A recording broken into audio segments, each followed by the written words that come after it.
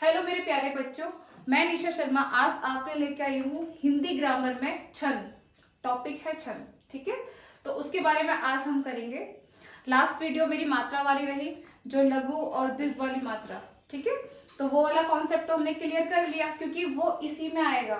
तो पहले हमने वो कर दिया ताकि हमें क्वेश्चन करने में, जो क्वेश्चंस आते हैं वो करने में इजी पड़ेगा। और मैंने वही छंद लिखे हैं मैक्सिमम जो एग्जाम में पूछे जाते हैं। सारे तो नहीं लिखे हैं, वो इम्पोर्टेंट कुछ लिखे हैं, ठीक है। तो हम आज सीखेंगे, बड़े प्यार से आराम से सीखेंगे छंद के बारे में। जो छंद क्या है, किसने बनाया, क्या है ये, है ना। चरण, गति, तुक, वर्ण, ये सब क्या है, ठीक है। इसके बारे में आराम से प्यार से पढ़ेंगे। तो हम पहले जानेंगे छंद किसने रचना की, इसकी कौन थे वो महान इंसान। वो महान इंसान कौन थे? आचार्य पिंगल ऋषि, ठीक है। तो क्वेश्चन में ये आया हुआ है, एग्जाम में क्वेश्चन आया हुआ है कि छंद शास्त्र की रचना किसने की।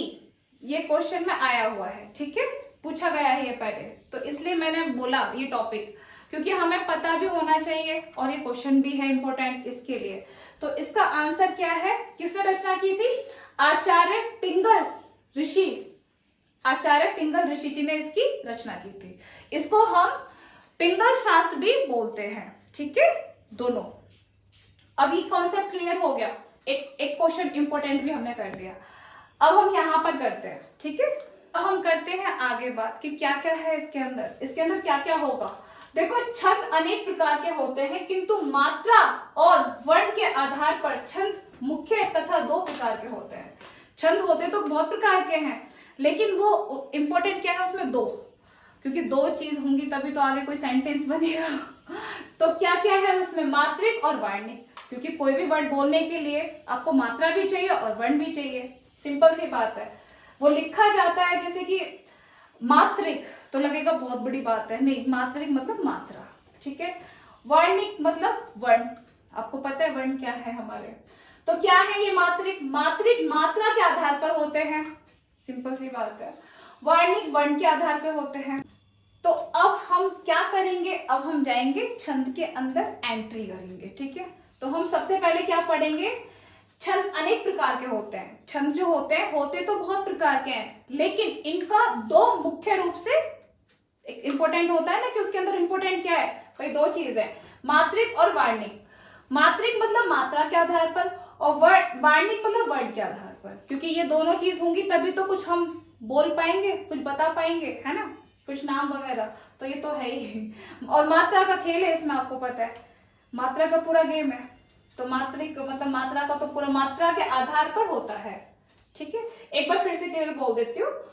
छंद अनेक प्रकार के होते हैं, किंतु मात्रा और वर्ण के आधार पर छंद मुख्य तथा दो प्रकार के होते हैं, मात्रिक, वार्णिक।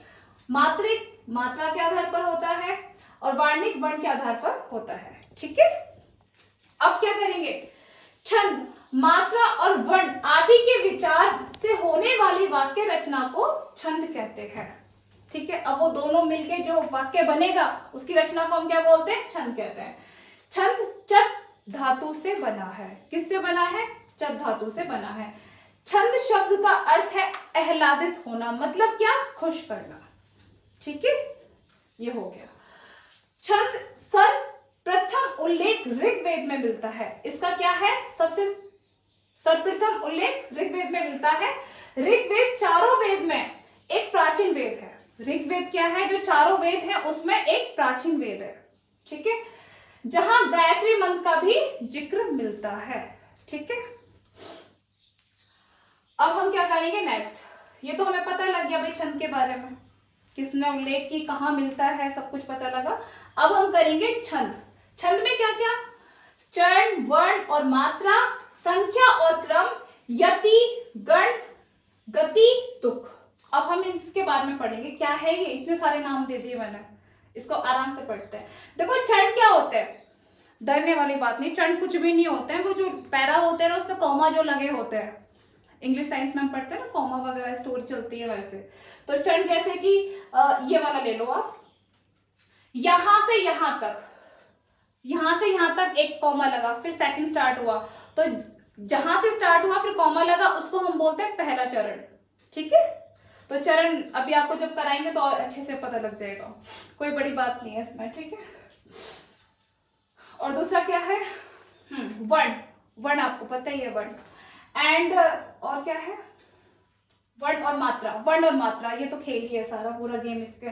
संख्या और क्रम, संख्या और क्रम। ठीक है, यति, हाँ यति के बारे में हम पढ़ सकते हैं। यति क्या है और गति क्या है।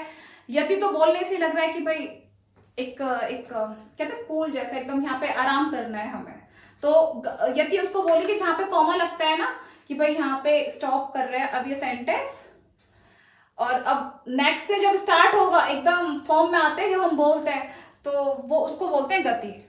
जब कोई भी स्टोरी बोलते हो या कोई पोयम आप सुनाते हो, है ना, कोई कविता आप सुनाते हो, जैसे कि यहाँ पर आएगा साई बैर ना कीजिए, अब कीजिए मतलब यहाँ पे क्या हो गया, यति, है ना, और यहाँ से जो शुरू हुआ, अब यहाँ से गुरु पंडित कवि चार, सॉरी यार, ठीक है गुरु पंडित कवि यार, ठीक है, तो यहाँ पे क्या हो गया, वो उठा फिर वहां से, फिर उसने गति अपनी स्टार्ट की। तो यति और गति, यति मतलब आराम जैसा फील हो रहा है कि यहाँ पे हम रुक रहे हैं, सांस ले रहे हैं, और गति मतलब अब हम स्टार्ट कर रहे हैं। ठीक है, तो ये भी कॉन्सेप्ट कोई ज्यादा बड़ा नहीं था। ठीक है, अब क्या है तुक। हाँ, तुक क्या है, क्या है तुक। तुक मतलब जैसे कि अभी जो यति गति हमने किया उसमें कुछ वाक्य तो होते हैं ना, जैसे कि एक हम लेते हैं रघुपति राघव राजा राम। ठीक है, रघुपति राघव राजा राम, पतित पावन सीताराम। तो रघुपति राघव राजा राम, म वो जो एंड हो रहा है, एंड नहीं हो रहा लेकिन कॉमा हम दे रहे हैं वहां पे कि यहाँ पे रुक रहे हैं थोड़ा सा, लाइक क्या बोलते हैं इसको, आराम से बोले कि यहाँ पे रुक रहे हैं। रघुपति राघव राजा राम, तो वहां पे होता है, एंड पति ते पावन, फिर यहाँ से उठता है पति ते पावन सीता राम, अब वहां पे भी क्या, मां पे ही फिनिश हो रहा है वो, तो उसको बोलते हैं तुक। जो लास्ट में जिस वर्ड से सिमिलर, मतलब मां से मतलब मां पे ही स्टॉप हुआ, और फिर वहां पे लास्ट में भी मां पे ही रुका। ठीक है, जिस लेटर मतलब सिमिलर लेटर, तो उसको हम बोलते हैं तुक, कि वो तुक्का लग गया मेरा तो अरे यहाँ पे भी माँ था और वहां पे भी माँ था, माँ पे खत्म हुआ, इस लाइन में भी माँ पे खत्म हुआ, तो ये तो बड़े आराम। देखो 10th में क्या है, बच्चों के पास सभी सब्जेक्ट होते हैं। ठीक है, एंड अब मैं भी यहाँ पे इंग्लिश, हिंदी, मैथ, साइंस सभी पढ़ाते हैं, क्योंकि 10th में तो सभी पढ़ाते हैं, तो उन बच्चों को हिंदी में प्रॉब्लम होती है, इसलिए मैं एकदम जनरली नॉर्मली सिंपली वे में बात कर रही हूँ। ठीक है, आप सोच रहे होंगे कि हिंदी में भी बोल रहे हो, इंग्लिश में भी बोल रहे हो, कैसे बोल रहे हो, क्योंकि सभी मल्टी सब्जेक्ट चल रहे हैं, है ना, तो बच्चों को कुछ बच्चों को हिंदी समझ में नहीं आती है, तो उनको बहुत प्रॉब्लम होती है, तो मैं उनको सिंपली वे में बोल रही हूँ। ठीक है, ठीक है, तो चलिए, मतलब किसी को ये ना लगे इसलिए मैं बोल रही हूँ। ठीक है, तो ये हो गया, मैंने बोला मतलब तुक्का लग गया, मतलब ये तो एक कहते ना, हम जैसे बोलते हैं कि एक लक बाय चांस, भैया ये तो कोइंसिडेंट मिल गया, इधर से भी आ गए इधर से भी आ गए। एक बोलते ना कि अरे एक इंसान यहाँ से भी आया और रोड इधर ही है, और एक इंसान यहाँ से भी आया, रोड एक ही है, दोनों मिल गए आमने सामने, तो एक होता है तुक्का, लाइक, है ना। चलिए, तो तुक समझ में आया। ठीक है, अब आगे क्या है, देखो वीडियो में प्यार से बना रही हूँ आराम से बना रही हूँ, लेकिन आप स्पीड थोड़ा सा फास्ट करके देख सकते हो। ठीक है, अब क्या है, वर्ण। मुख से निकलने वाली ध्वनि को सूचित के लिए निश्चित किए गए चिन्ह वर्ण कहलाते हैं। वर्ण दो प्रकार के होते हैं, लघु मात्रा एंड इसमें आएगा देखो हस, मतलब लघु मात्रा एंड दीर्घ मात्रा। ठीक है, मतलब गुरु मात्रा भी, जो मैंने आपको लास्ट वीडियो में बोला था। देखो अब सिंपल सी बात है, देखो इसमें हमने लिखा तो है ही, और मैं बता देती हूँ। देखो वर्ण के अंदर मात्रा तो होगी ना, वर्ण होंगे, मात्रा होगी, और वो क्या होंगी, बड़ी मात्रा होंगी, छोटी मात्रा होंगी। अब यहाँ पे बिल्कुल ग्रामर है ना, तो समझाने के लिए बोला है, हमें समझने के लिए क्या चाहिए भाई, वर्ण क्या होता है, आपको पता है वो जो लेटर होते हैं हमारे, इंग्लिश में जैसे ABCD होते हैं, वैसे हिंदी में आ ई, ये का की, ये सब होते हैं। ठीक है, व्यंजन स्वर ये सब होते हैं। अब इसमें बोला है मात्रा, मात्रिक मतलब मात्रा जब लगेगी, छोटी मात्रा लगेगी, बड़ी मात्रा लगेगी, तो उनका सिंबल देना है हमें, सिंबल आइडेंटिफाई करना आना चाहिए। तो भाई यहाँ पर क्या है, लघु मात्रा एक जैसा, तो वो होगी कौन सी, छोटी मात्रा जिसको हम काउंट करेंगे 1। और यहाँ पे क्या है, दीर्घ मात्रा मतलब गुरु मात्रा जिसको हम एस सिंबल से आइडेंटिफाई करते हैं, ठीक है, तो कैस बोलते नहीं है, ठीक है, हम समझने के लिए। तो दीर्घ दीर्घ किसको बोलेंगे, गुरु मात्रा जिसका सिंबल एस जैसा होता है, जिसको काउंट में हम 2 करते हैं।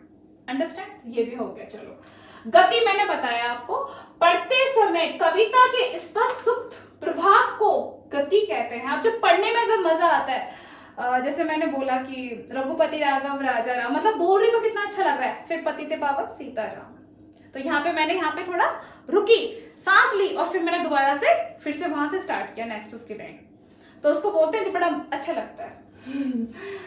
एंड गति भी मैंने बोल दिया, छंद में विराम या रुकने के स्थानों को यति का, रुकना मतलब जहाँ पे स्टॉप, मतलब कॉमा लगा, यहाँ पे अभी रुक गए, अब यहाँ से फिर से स्टार्ट करेंगे, खत्म नहीं हुआ, ठीक है, कॉमा लगा। तो छंद के चरणों के अंत में एक समान मैंने कहा सिमिलर उच्चारण वाले शब्द के आने से जो लय उत्पन्न होती है उसे तुक कहते हैं, ठीक है। अब ये बड़ी अच्छी लाइन लग रही है ना, जो हम एग्जाम्पल दे सकते हैं बार बार। रघुपति राघव राजा राम, पति राम आया, पति ते पावन सीता राम आया, दोनों फिर से राम, समझ में आया, सिमिलर वाला वर्ड, ठीक है। आपको समझ में आना चाहिए, आप कैसे भी समझो, आपको समझ में आना चाहिए कि ये है क्या, बस। लेकिन लिखने तो आपको थोड़े हिंदी के शब्द हैं उसमें। अब देखो, अब हम पहला क्या करेंगे, यहां तक हमने समझ लिया, अब हम पहला करते हैं चौपाई, ठीक है। चौपाई में क्या होता है, देखो चरण क्या होगा, 1 2 3 4, इसमें ये चरण है 1 2 3 4, चौपाई में कितने हैं, 4 चरण मतलब मैंने पता ना, यहां से यहां तक का कॉमा एक चरण, फिर वहां से वहां तक का कॉमा के अंदर जो आएगा,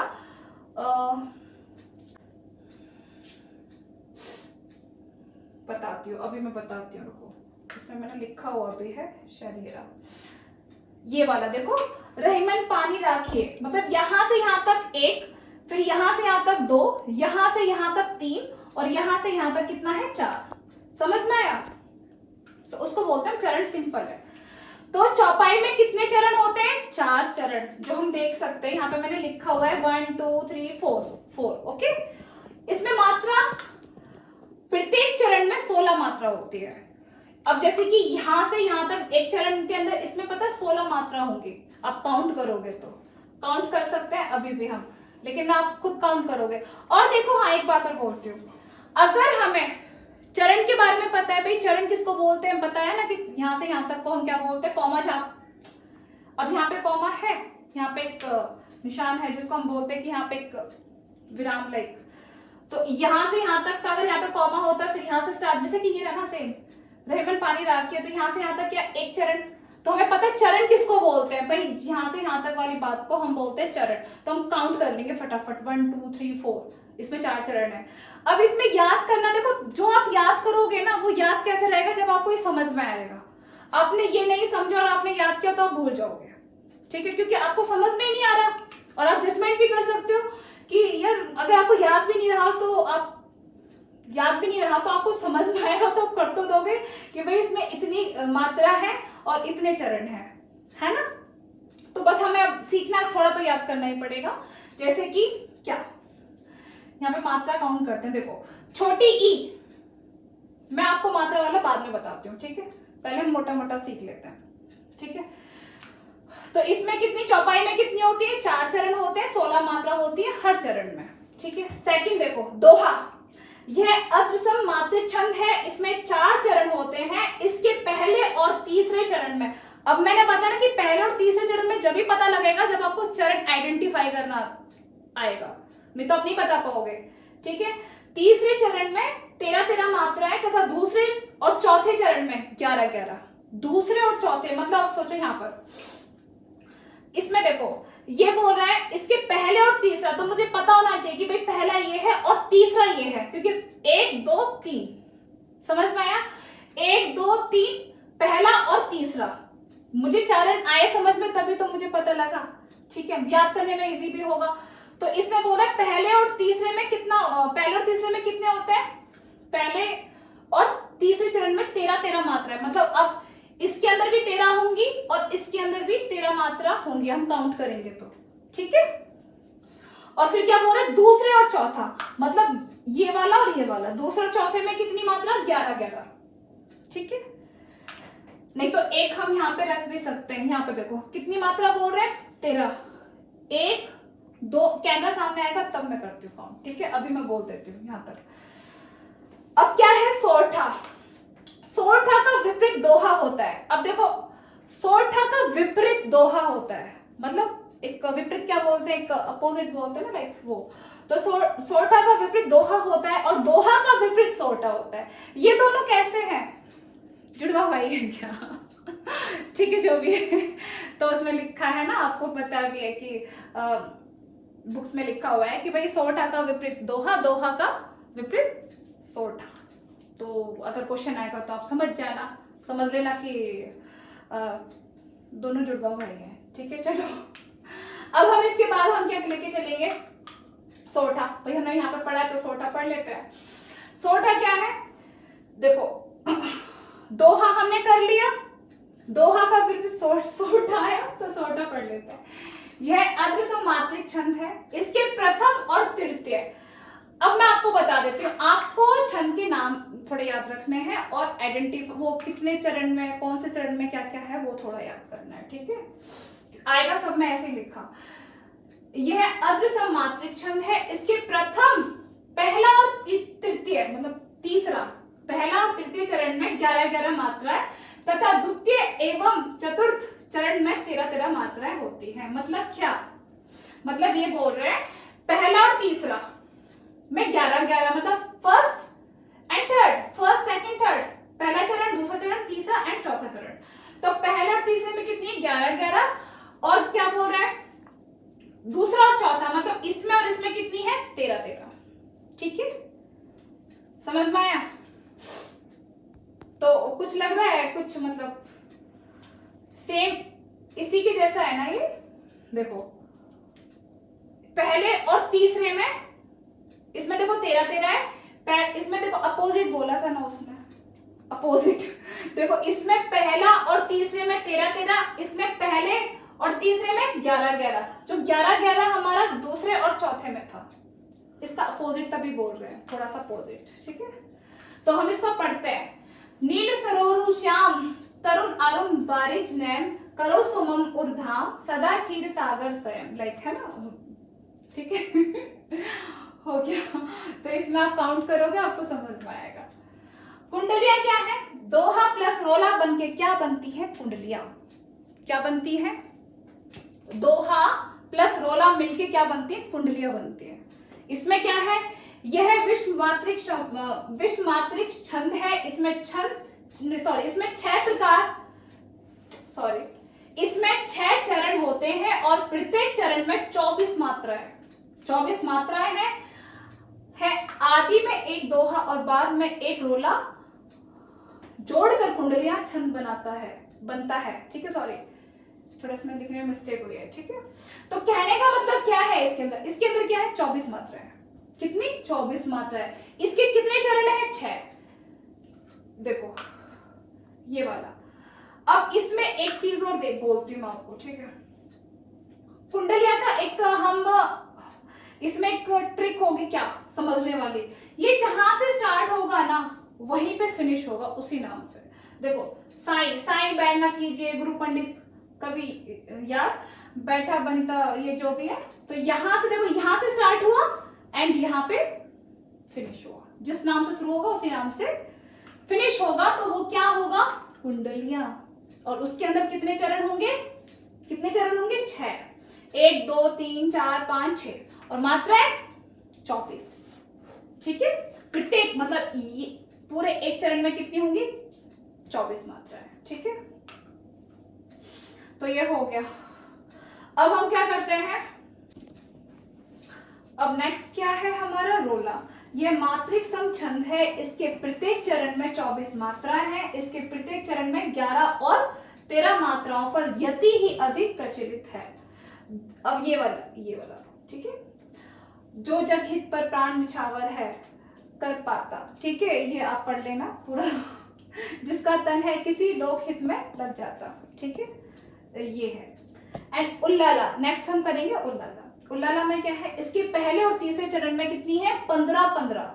कितनी है, 15-15 पहले और तीसरे चरण में, तथा दूसरे और चौथे चरण में 13-13 मात्राएं होती हैं। ठीक है, ये वाला। ठीक है,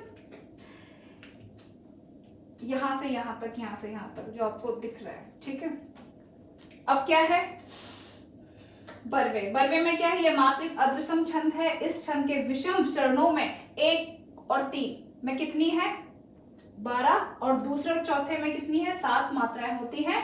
सम चरणों के अंत में जगन या तगन आने से इस छंद में मिठास बढ़ती है। यति प्रत्येक चरण के अंत में होती है। ठीक है, यति देखो ये यहां से यहां तक, मतलब पहला और दूसरा, यहां से यहां तक, एंड तीसरा और चौथा।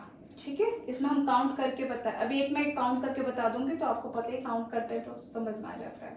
हरिगीतिका, यह मात्रिक सम छंद है। इस छंद के प्रत्येक चरण में क्या 28 मात्राएं होती हैं। 16 और 12 भाषाओं पर यति तथा अंत में लघु गुरु का प्रयोग ही अधिक प्रचलित है।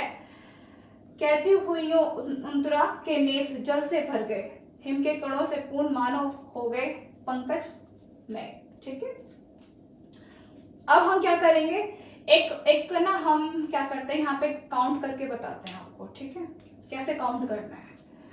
चलो फर्स्ट ये वाला कोई भी ले लेते हैं, ये वाला ले लेते हैं।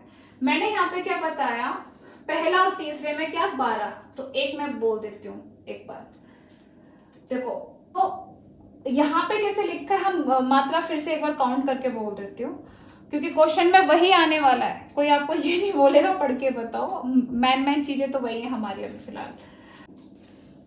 तो हम कैसे पढ़ेंगे, 1 2 3 4 5 6 7 8 9 10 11 12। ठीक है, समझ में आया। तो यहाँ पे हमने पढ़ के बताया आपको। और क्या बोल रहे हैं, दूसरे और चौथे में, तो हम इसका भी पढ़ लेते हैं। 1 2 3 4 5 6 7। ठीक है, समझ में आया। चलो, तो फाइनली हमने थोड़ा समझ लिया और फिर से हम पढ़ेंगे, फिर से हम समझेंगे। ठीक है, तो और समझ में आ जाएगा। एकदम से तो किसी को भी नहीं आता है। चलो, तो अब हमने यहाँ तक तो कर लिया। अब हम कर लेते हैं जो अभी तक ये क्वेश्चन आ चुके हैं, वो क्वेश्चन हम करेंगे। ठीक है, ये क्वेश्चन पूछे जा चुके हैं आपके लास्ट एग्जाम में। ओके, चलिए, तो हम फर्स्ट क्वेश्चन, मैंने यहाँ पे रेड मार्क भी लगाया है। एक छंद में कितने चरण होते हैं, एक छंद में कितने चरण होते हैं, 8 10 4 6 कितने होते हैं। इसका राइट आंसर क्या होगा, इसका राइट आंसर होगा 4। ठीक है, तो इसका राइट आंसर है 4। ठीक है, 4। सेकंड क्वेश्चन है, चौपाई के प्रथम चरण में कितनी मात्राएं होती हैं। तो यहाँ पे भी हमने लिखा है ना, प्रत्येक चरण में, ये बोला प्रथम कंफ्यूज करने के लिए। ठीक है, तृतीय क्या बोलते हैं, फोर्थ थर्ड में भी पूछा, ये बोला प्रथम, तो समझ जाना उसकी तो सारे चरण में कितनी होती है, 16 मात्राएं होती हैं हर चरण में। ठीक है, तो हम यहाँ पे इसका राइट आंसर क्या करेंगे, 16। अब थर्ड, चौपाई छंद में कितने चरण होते हैं, चौपाई छंद में कितने चरण होते हैं। तो चौपाई से देखो यार है ना, 1 2 3 4 कितने चरण हुए, 4। तो इसका आंसर क्या होगा, यहां पे 4। ठीक है, किस छंद के पहले और तीसरे चरण में, पहले और तीसरे चरण में 13-13 मात्रा है। यहां पे आ गए हम लोग, ये वाला क्वेश्चन है। किस छंद के पहले और तीसरे चरण में 13-13 मात्रा है और दूसरे और चौथे चरण में 11-11 मात्रा है, ये वाला है। ठीक है, तो क्या है इसका आंसर, कौन सा है वो, चौपाई, रोला, दोहा या सोटा। हमें तो यहाँ पे दोहा दिख रहा है ना, यही है आंसर। तो हम यहाँ पे क्या करेंगे, दोहा। ठीक है, क्वेश्चन नंबर 5, मतलब 5th बोलते हैं, 5वां बोल दो, कुछ भी बोल दो। तो क्वेश्चन नंबर 5 पे हम जाएंगे। छंद शास्त्र की रचना किसने की थी, छंद शास्त्र की रचना आचार्य पिंगल ऋषि जी ने की थी। ठीक है, जिसको हम छंद शास्त्र को पिंगल शास्त्र भी कहा जाता है। फिनिश, बस इतना ही था इस वीडियो में, और ये इम्पोर्टेंट था इसीलिए मैंने ये पूरी वीडियो उसमें डाल दी है, ठीक है। तो फाइनली हमने इस वीडियो में कितने छंद किए हैं? चौपाई वाला कर दिया, दोहा, बरवे, हरिगीतिका एंड सोरठा, कुंडलिया, रोला, उल्लाया, है ना। तो हमने जो इम्पोर्टेंट थे वो मैंने कर दिए, बाकी जो बचे हुए हैं वो आप एक बार रिवाइज कर लेना। इम्पोर्टेंट वगैरह जो था मैंने यहाँ पे, और मैंने बिल्कुल आपको एकदम, आप सोच नहीं सकते कि आप हिंदी पढ़ रहे हो, मैंने आपको बिल्कुल सिंपल, जो बच्चे इंग्लिश मीडियम से हैं, जो साइंस वगैरह सब कुछ तो उनको कम समझ में आती है, तो उनको प्रॉपर तरीके से मैंने वैसे ही समझाया है, बिल्कुल शुद्ध हिंदी में तो नहीं समझाया, ठीक है। तो आई होप आपको ये वीडियो अच्छी लगी होगी, ठीक है। और आप रिवाइज करिए, और अभी तो समर वेकेशन चल रहे हैं तो आराम से आपके पास टाइम, आप यूज कीजिए। इजी वाले सब्जेक्ट छुट्टियों में कर दीजिए, क्योंकि हार्ड हमारा साइंस और मैथ्स जब आएगा तो इन हिंदी के लिए और इंग्लिश के लिए हम उतना टाइम नहीं दे पाएंगे। तो मेरा कहने का मतलब ये है कि आप समर वेकेशन में आप इजी वाले सब्जेक्ट कर लो, ठीक है, ताकि आपके पास फिर बहुत टाइम बचेगा साइंस और मैथ्स के लिए, ठीक है। तो फाइनली वीडियो फिनिश हो गई है। अब इसके बाद कुछ अच्छा लगेगा, कुछ हिंदी का कुछ लगेगा कि ये टफ है, तो मैं उस पर वीडियो बनाऊंगी, नेक्स्ट वीडियो मेरी होगी, ठीक है। एंड अब क्या करें, बाय करें। एंजॉय कीजिए सब लोग, और वीडियो को लाइक कीजिए, ठीक है, अच्छी लगे तो, और ध्यान रखिए अपना और अपनी फैमिली का। और मैं जल्दी से ना ट्राई करूंगी नेक्स्ट वीडियो लाने के लिए। तब तक के लिए आप अपना ध्यान रखो। बाय करते हैं, टेक केयर, बाय।